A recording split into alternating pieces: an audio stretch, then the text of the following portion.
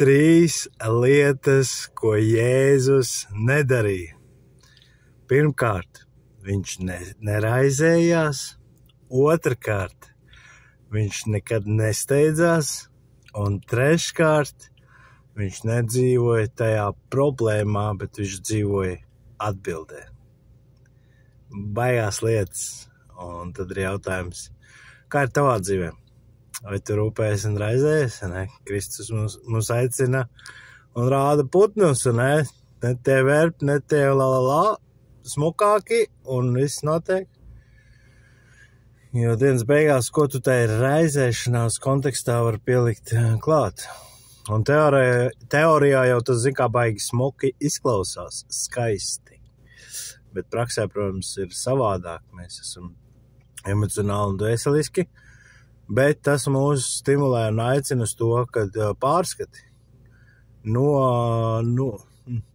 Noliec to malā. Zini, ka tas ir neefektīvi un nevajadzīgi.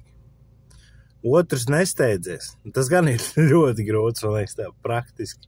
Mūsdienās, ne, kur visur tev ir tur schedules un pie schedule un tur tas un tas. Bet varbūt ir jānoņem nost tās lietas. Jāpaņem kaut kas mazāk, ko tu tiešām nesteidzoties var izdarīt. Viegli runāt, grūti izdarīt.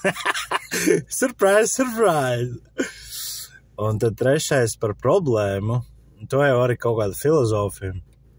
Man šķiet, tik nebija Einsteins, kurš arī teica, ka tu nevari atrisināt to problēmu tai vidē. Tev ir jāpaiet bišķiņ ārpus no tā vai no citas rakurs.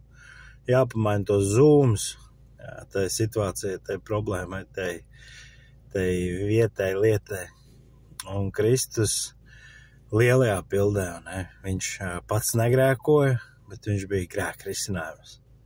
Vau, ne? Vau!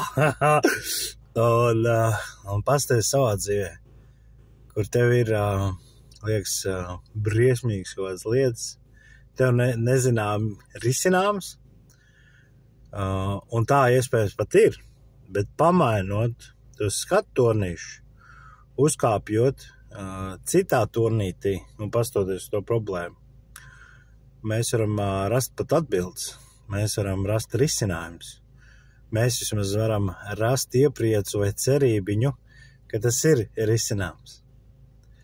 Un tai kritiskākajā, lielākajā lietā, protams, mūsu glābšanā, ja mēs apzināmies šo, ka mums ir problēma, mēs saprotam, ka mēs nevaram to risināt. Bet Kristus ir šī strepītis, šī zūms, tas jā. Tā iespēja paskatīties un redzēt, ka viņš to atrisina. Ja tu tam tici, ja tu esi tam atvērts, ja tev ir jauda sastapties ar patiesību, nolikt malā savus atrunas, savus argumentus un atklāti pastīties tam lietā.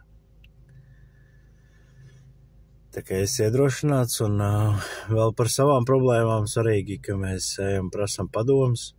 Mēs varam neteikt, ka tas ir mums vajadzīgs, mēs varam runāt trešajā personā, ka čomām varbūt vajag, vai cilvēkam tāda situācija. Un parasti jau tāds vietas cilvēks jau ātri noman, ka tas īstenībā raidījums ir par tevi.